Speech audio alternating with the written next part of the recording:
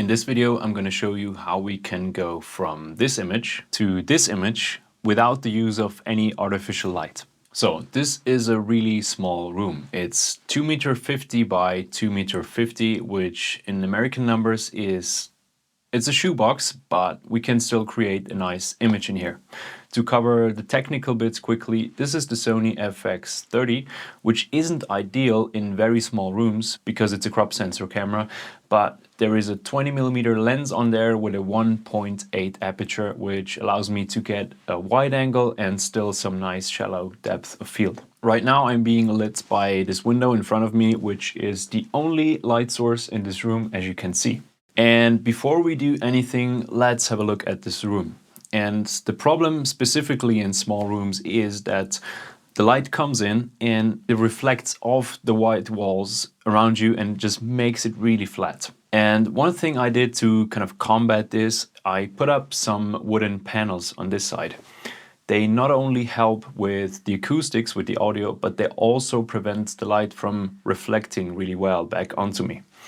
And this wall on this side, you can see I painted it in some kind of light gray, and it just looks much nicer than a white wall. And also, again, it doesn't reflect the light as well. Now let me walk you through the camera placement.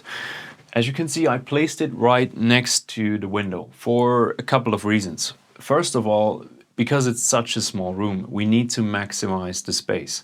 And by putting it right up against the wall or the window, we're maximizing the distance between camera and background. And also we're maximizing the distance between subject and background.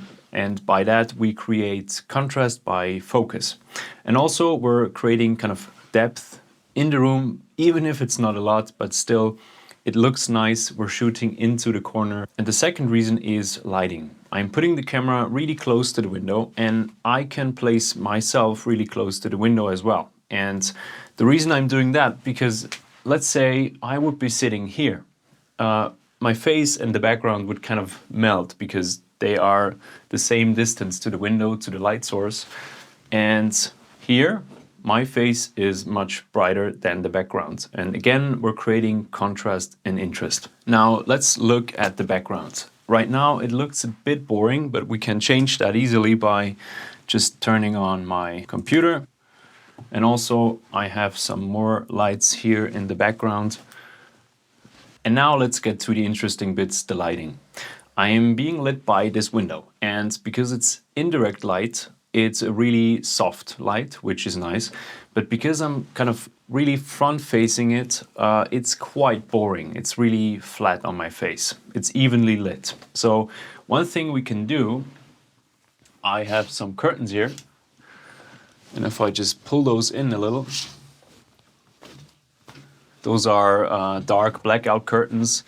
And as you can see, the room gets a bit darker, but also the light kind of focuses more on the middle of my face, which is nice, but still I'm not quite happy with it.